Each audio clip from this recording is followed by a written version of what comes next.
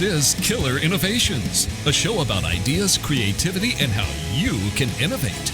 Welcome to the Innovator's Garage, where you learn to create your next game-changing killer innovation.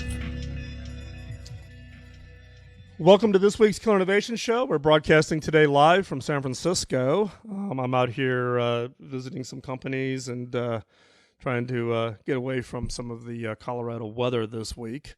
This week, I've invited Anthony to come on to the show. Anthony Bryden, he and I met at CES. I host an event called Pitch It, where we invited 10 startup companies to come in and talk about their companies. And Anthony's pitch definitely stood out from the Pitch It event. So I wanted to give him a chance to kind of come in and share it with all of you, so you all have a chance to hear about this. So rather than stealing his thunder, Anthony, why don't you just give us just a quick introduction about yourself, your background? So my name's Anthony Bryden. I have been an entrepreneur for roughly the last 17 years. I've worked with the same co-founding team at 4 different startups over those. Yeah, I read that in your bio. You guys you stay together over the years. Are you guys like friends from way back? Yeah, we met professionally, but I think that's part of the trick. Is finding folks that you work very well with, that complement your skill sets, and working with them, again and again in different iterations. I think that is one way of not having to start up again and again. Interesting. So in the case at the Pitch It event in Las Vegas, you stood up and introduced the company you're with now directly to. We had the room as about 35 CEOs and CTOs in the audience who are looking to engage with startup companies. But I can tell you, when you got up there and you did your pitch, you definitely got people's attention, because you're in a space that people just typically don't think about as being an area to innovate in. So I want you to talk a little bit about what Directly is all about and what is it you do. So I think you're right. I mean, we are in the customer service space. And kind of boring. Customer service space hasn't seen a whole lot of innovation in the last 10, 20, 30, 40 years for that matter. But we're doing something that we think can fundamentally change and fundamentally improve that. And what Directly does is make on-demand apps that power customer service for companies like Airbnb and Pinterest and Republic Wireless. And you mentioned the Uber analogs. What these companies do is invite their expert users, to become experts. They give them our mobile apps, and then they're actually routing customer questions to those expert users and rewarding them in cash and credits when they can help a customer very quickly and effectively delight them. So Uber for customer care. This is the hook that really kind of, the light bulb kind of went off. Not an area where I normally would have applied it to. Well, we were very much inspired by companies like Uber and Lyft. My co-founders and I, we had toyed around with this problem for a long time, for 15 years, looking for some way to effectively solve it and deliver higher levels of service. But it wasn't until Uber and Lyft started coming up 3-4 years ago that we drew that inspiration and said that there was a different way of doing this. Now, when when most folks think of Uber, they think of the in front of the button. They think of hitting that button and having the car show up at their curb. There's an element of Uber and Lyft that is innovation behind the button, which is how they've created these networks of drivers, tens of thousands of drivers that are available, in small cycles of their time. And that's effectively when a company builds a network of experts. Their expert users could be Airbnb hosts or Pinterest pinfluers that are available, on demand. That's the piece of innovation that was really interesting to us. Well, I think, at least in my experience, I always have the most interesting conversations in an Uber or a Lyft ride, right? Because you understand what the people's background is, and they're passionate about Uber and Lyft. And in this case, you're connecting a company with their most passionate users to actually help solve problems for other customers, which is, I think it can be just incredibly powerful if more companies could figure out how to do that. So the analog, what we've seen with these ride sharing services is the passengers are getting a much more delightful experience. Oh yeah, by far. A driver that wants to be there, a driver that's passionate about what they're doing, a driver that kind of working on their own time and terms, and that enthusiasm really rolls over to a better experience. Oh, clearly, yeah. I mean, always the cars are cleaner. The people are just more passionate, and in many cases, they're using the Uber experience, as many cases an income augmentation. It's college kids; they've got a little bit of extra time, trying to make a little extra money at Christmas time, and they get to pick and choose when versus punching a clock. They're doing it as a job, as most people think about it. Right. So that's excited us as well, because while this initial domain for us, I mean, it is customer service, and it is building a better mousetrap, if you will, building a better engine. But, the broad conviction here that we have is that the whole nature of work is changing. Yeah. And it's changing from these very dated fixed models, people driving to work, punching a clock, sitting on a cubicle, sitting on a terminal, doing it all over again. It's changing to these fluid models where folks are working on smartphones. They're working on the work that they want on their own time and terms. And we think that is really exciting. And you can't get a bigger contrast in the kind of constraints of the fixed model in a call center. It's very rigid, compared to the fluidity and the entrepreneurship that comes when we build networks of experts, of people that are working on what they want when they want. Yeah, well, that's it, right? And in many cases, you can get a level of expertise that would almost be impossible for you to train a customer care rep on in a traditional training model.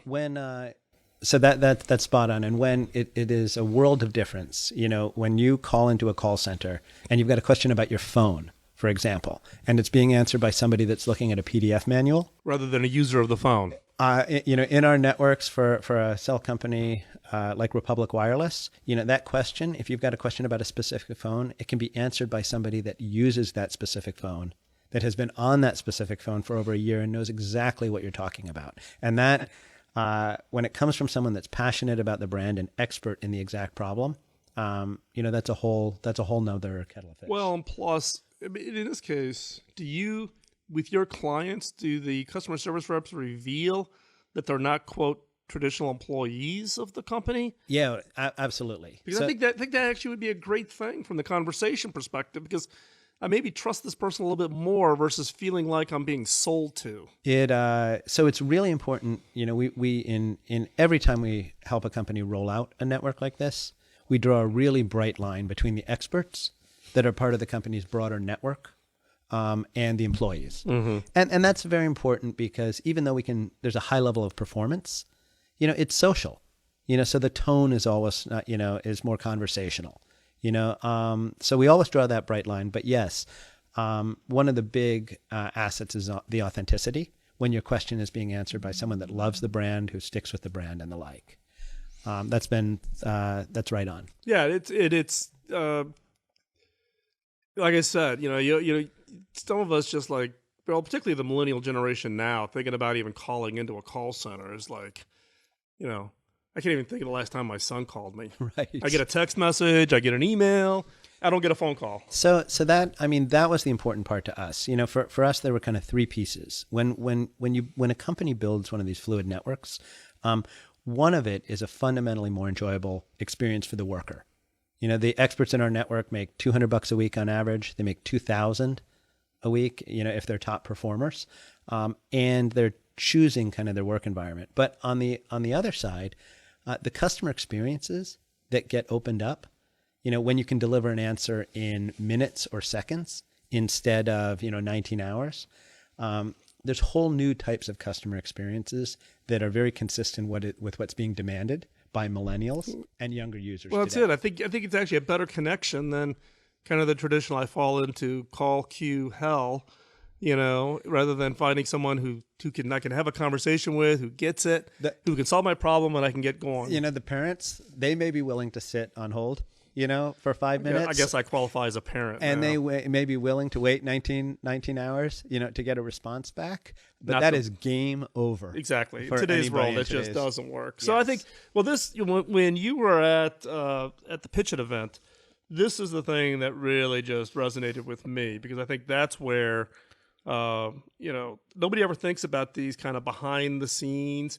We all think about the product, we think about customer segmentation, but most people, in the case of the innovation game, they don't think about the things that are happening behind them from the standpoint of innovation, where you can actually add a whole level of innovation value to it. Yep.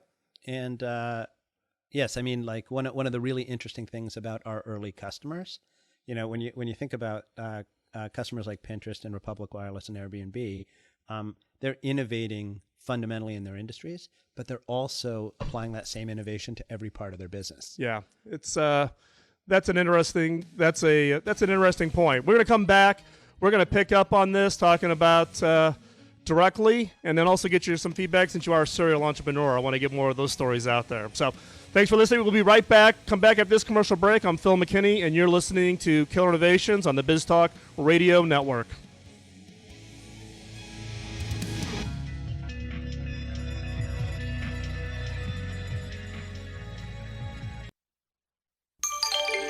BizTalk Radio.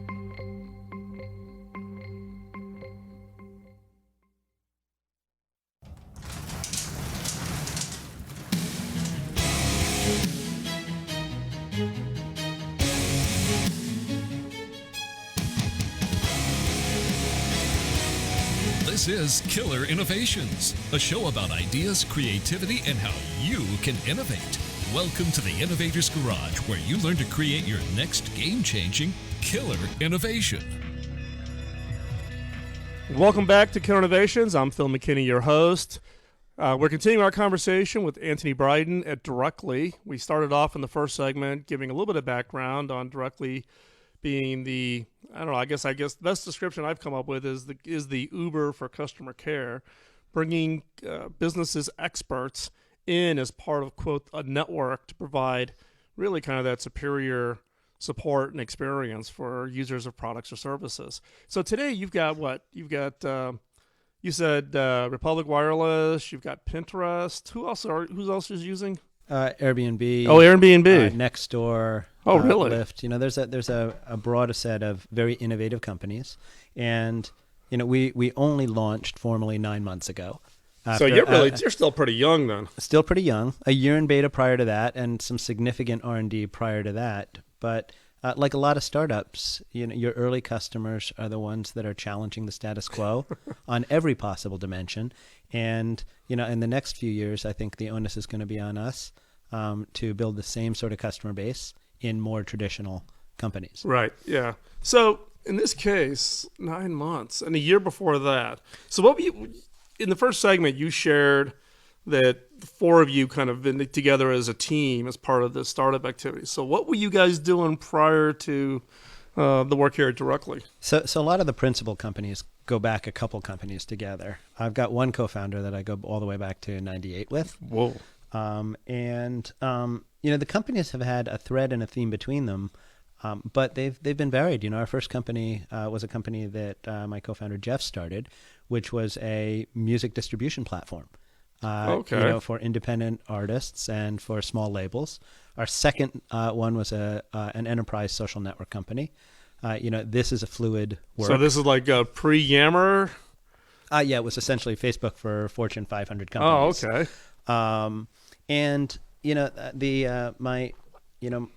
My co-founder and I have always believed that there are these opportunities that get created when there's a technology shift and a cultural shift happening at the same time. And we've always looked for those kind of moments in time. And that is one of the things that have kind of unified the music company and the social networking company and Directly, which we're working on right now. But the other thread is that being entrepreneurs, we've had the ability and privilege to pick the problem that really moves and motivates us at any given time, and that can be in very different fields. So is this a case when you talk about kind of this, finding that social shift? Are they social shifts that you guys find which is kind of a problem for yourselves, or my question is, do you project yourself and the annoyances you have as being kind of the trigger for the idea? If you don't, I don't think you can be passionate about it. I think fundamentally the most important thing in starting a venture is to pick a problem that you believe is important and a problem that you're passionate about, and have a level of passion that can power you for 10 years, for 20 years.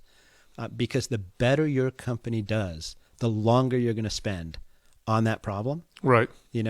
So choosing it is really important, and the passion for it. Every startup, regardless of whether it's on the cover of Fortune, or not, every startup has these ups and downs that are profound.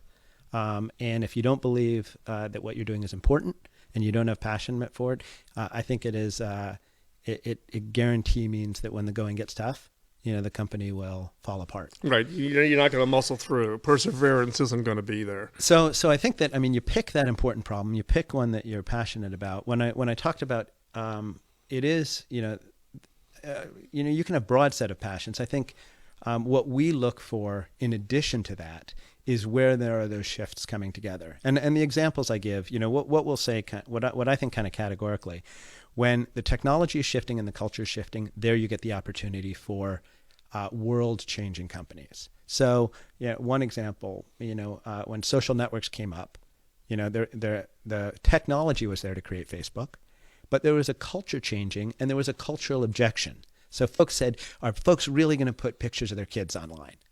They laughed at it. And the answer was yes.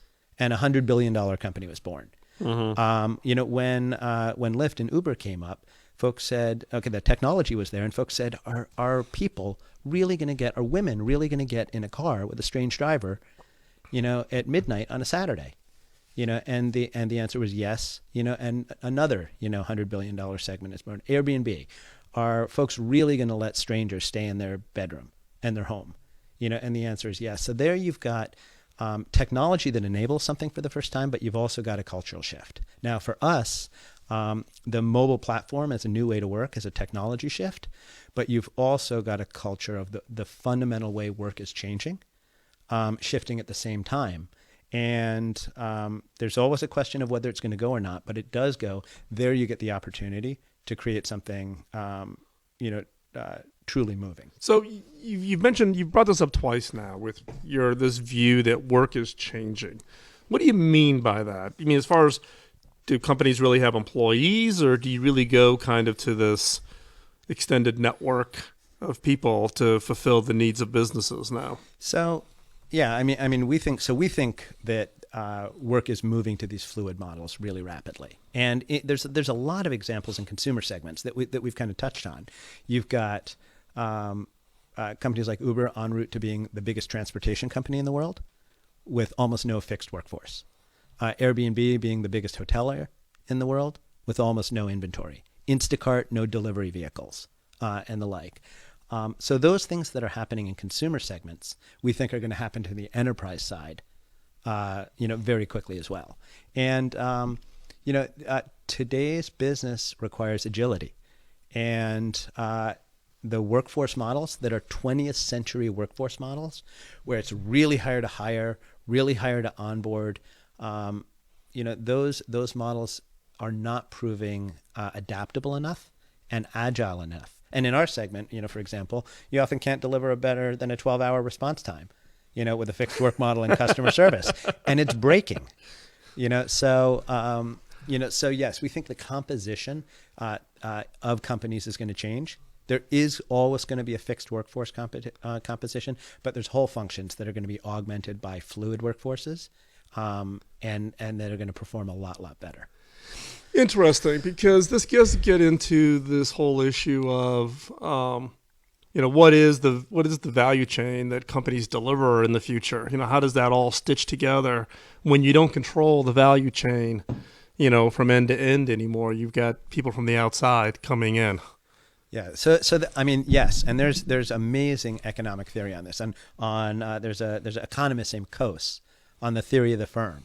And it used to be everything was vertically integrated and owned by one company, and then companies bought up distributors, and then started companies buying in the open market.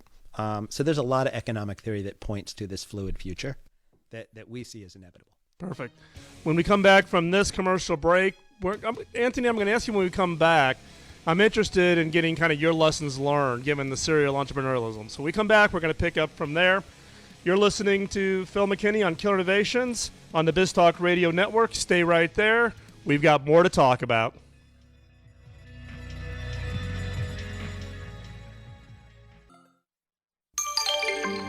Biz Talk Radio.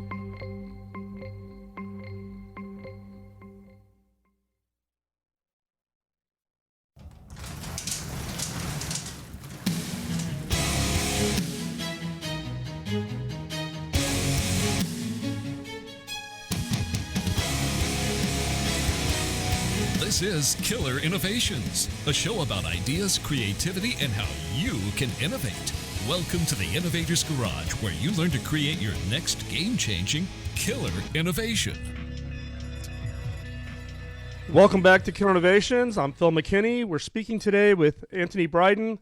Anthony is the CEO and co-founder of Directly, the company that's applying the Uber model to customer care, customer services, which is traditionally not an area that we think about from the standpoint of areas for innovation.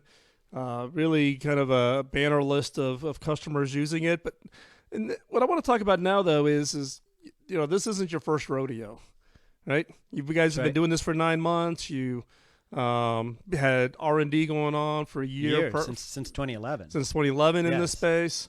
But you've got a whole series of companies that you, particularly your one co-founder, and then a collection of others that you've kind of formed this team.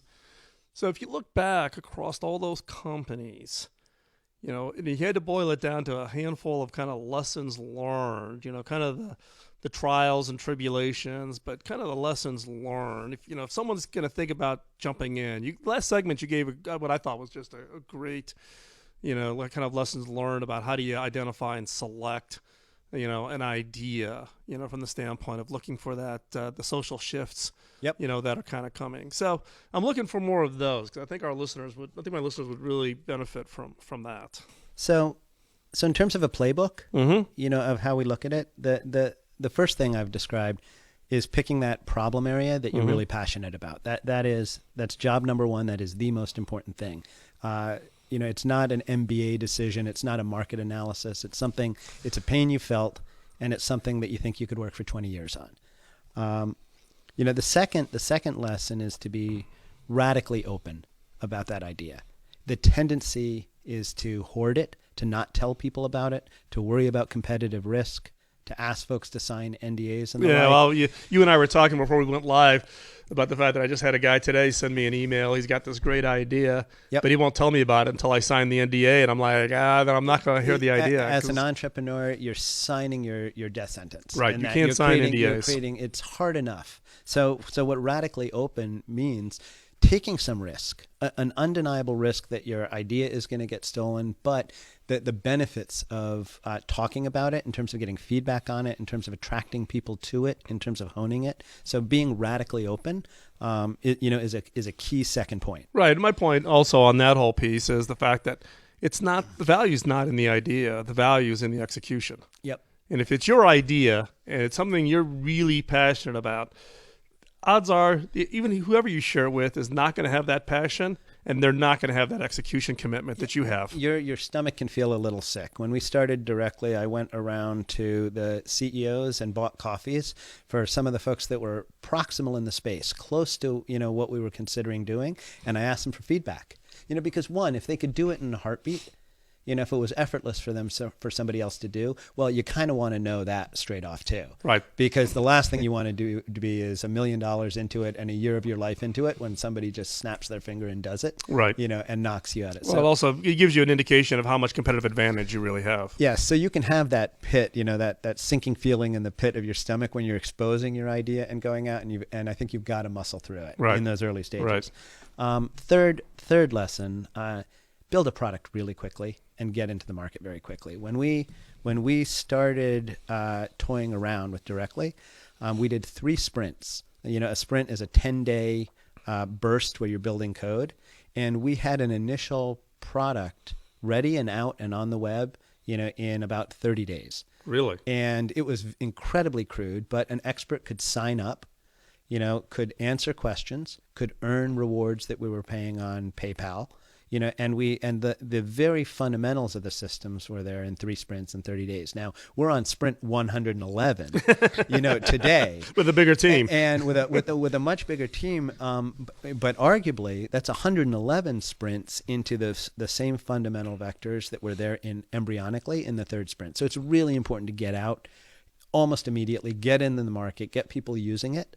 And we call that a minimally viable product. Just strip it down to its bare necessity and get out there, because that's the only way to get that feedback. Right, and I think this whole concept of get out there fast was something that you can prove, or at least get validation from the standpoint. So in the case of the early days, did you actually have real customers, or no? What we did was we had real experts where we were signing up experts who off of LinkedIn and off of Facebook and the like, and we were feeding them sample questions. Oh, okay. And test and paying questions. them for it. And sometimes, and in fact, to get the questions coming in, we built a widget network across the web where folks could ask questions about kind of any company, and then we would steer them out. It wasn't anything near our final form, but we said, how do we get, a real life simulation? Right. So you really were able to simulate really the whole end-to-end piece before you actually had a customer committed. In 30 days, Yes. and in 3 sprints. And there,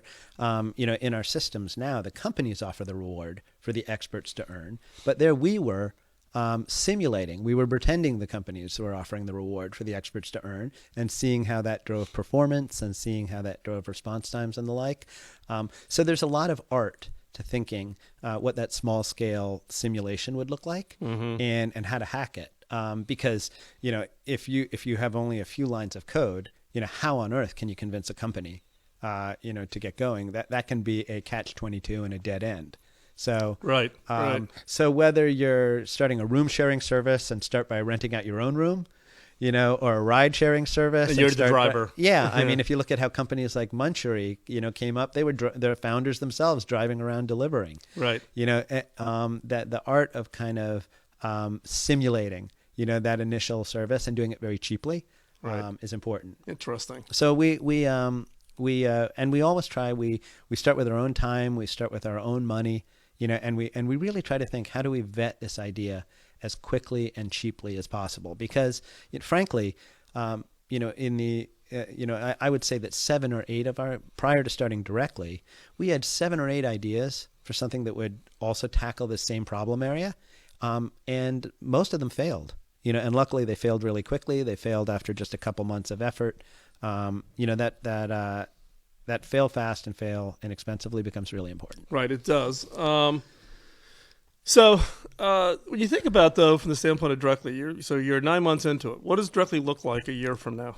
So, the thing I'd say is we're 9 months after launching the company, Right. announcing our customers and announcing our A, but we were a year in beta all the way back to May 14 prior. And then we were 2.5 years of R&D off of those prototypes prior. Oh, so, wow. So there is a you're the overnight success that took 4 years. Everybody is the overnight success that takes 4 years. And entrepreneurially, like you, if you do not take the cover stories, for granted, for every successful juggernaut that truly is overnight, there are 100 other successful companies that have been working, in much longer time frames, trying to figure out and get it right.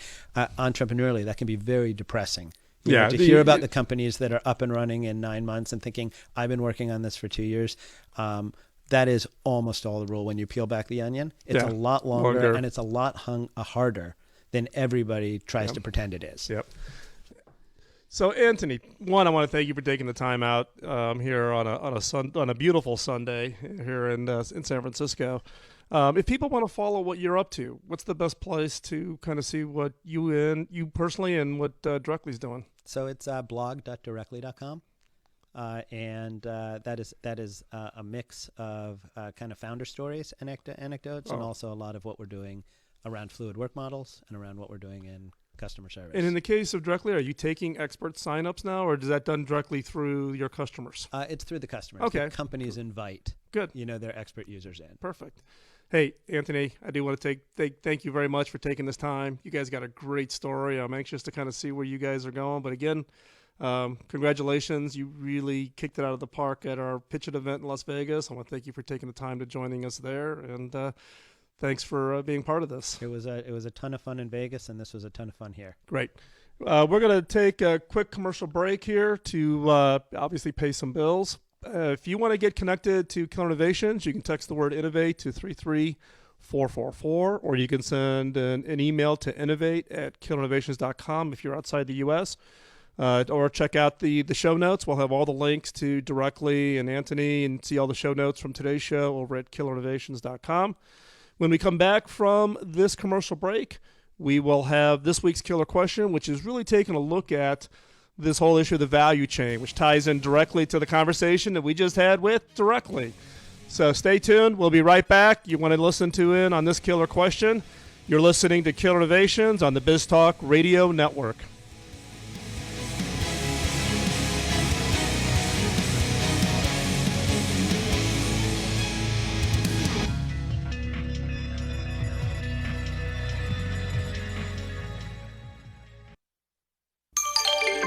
Biz Talk Radio.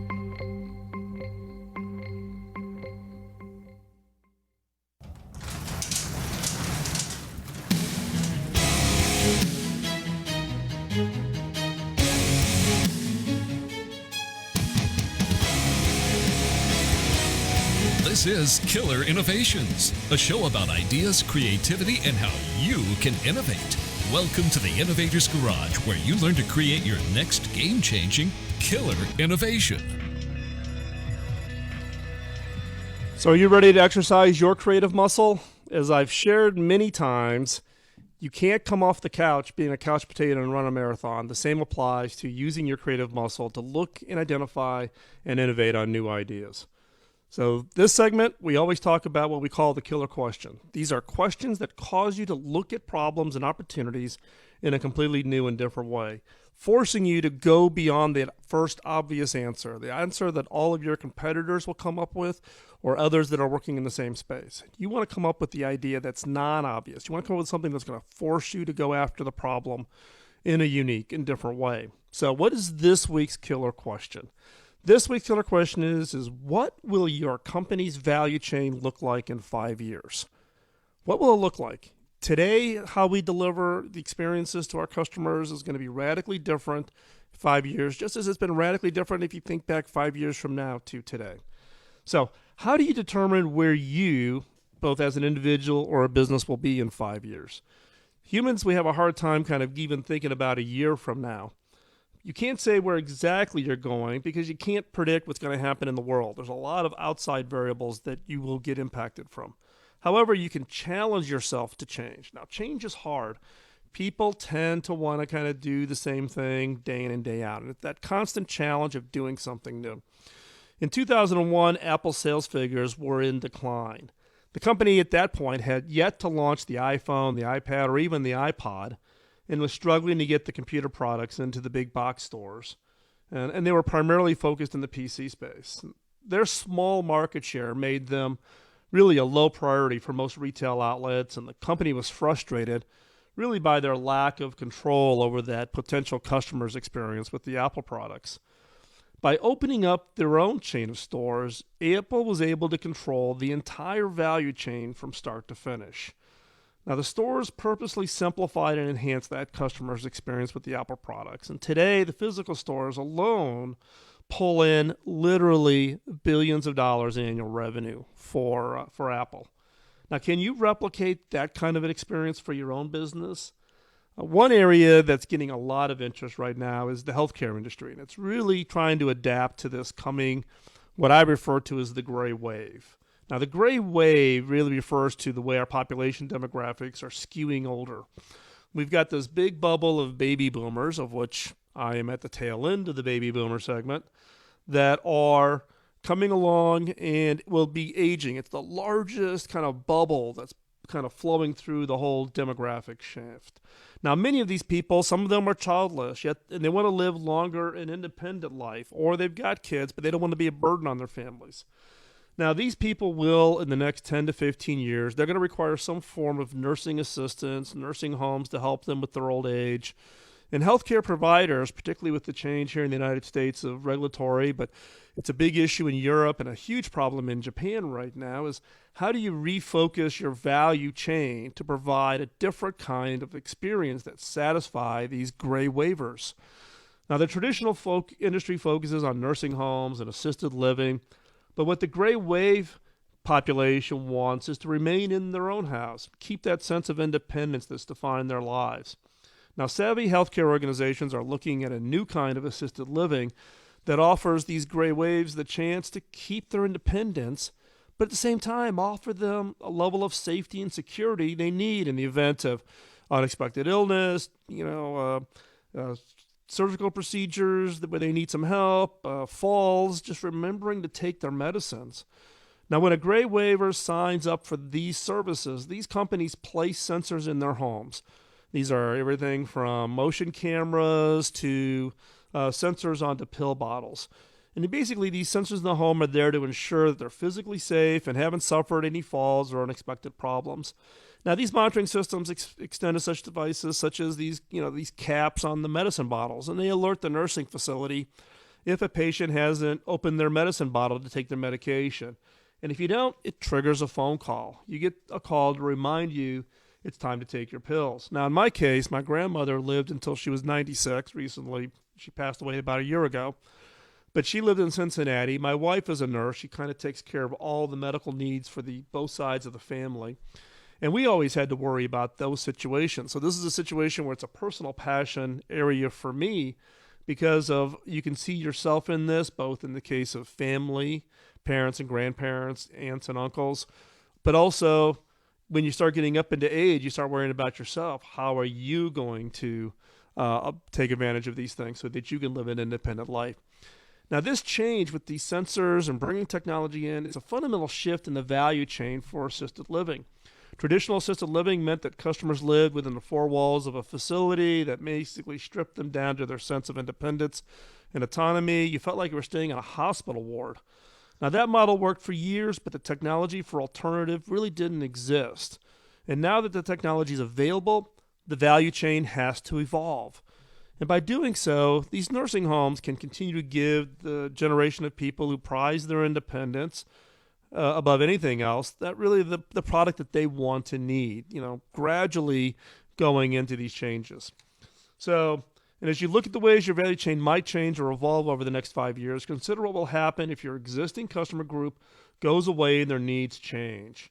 Now, if you're aware of these changes, then you can take advantage of them and ensure your customers are getting. So the sparking points, the additional questions for you to think about this week is if you assume the same level of progress that your company made in the previous 5 years, what will it look like 5 years from now? And what new elements will you need to create in your value chain over the next 5 years as technology, the needs of your customers, the total demographics change? And is your competitor better positioned to change their value chain than you are? And why? And what would you do differently? So get your notebook out. Take your 10 to 15 minutes a day. That's all it takes is about 10 to 15 minutes. Get that creative muscle exercised. And over about a 30-day period, you'll find yourself to be much more creative. So go ahead and work on that. Now, if you want to stay up in Killer Innovations, you can text the word innovate to 33444. If you're outside the U.S., you can send an email to innovate@killerinnovations.com.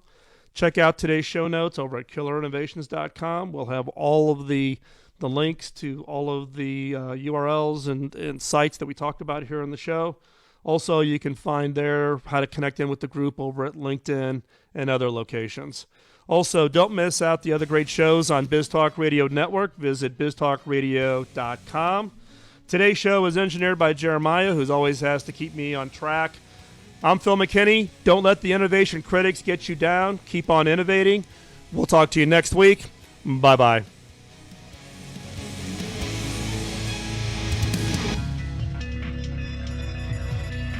The opinions you hear on Biz Talk Radio are those of the hosts, callers, and guests, and do not necessarily reflect those of this station, Biz Talk Radio, its management, or advertisers. The information on Biz Talk Radio does not constitute a recommendation, offer, or solicitation to buy or sell any product or service. If you have any questions about Biz Talk Radio, contact us at 817-274-1609 or at biztalkradio.com. Biz Talk Radio.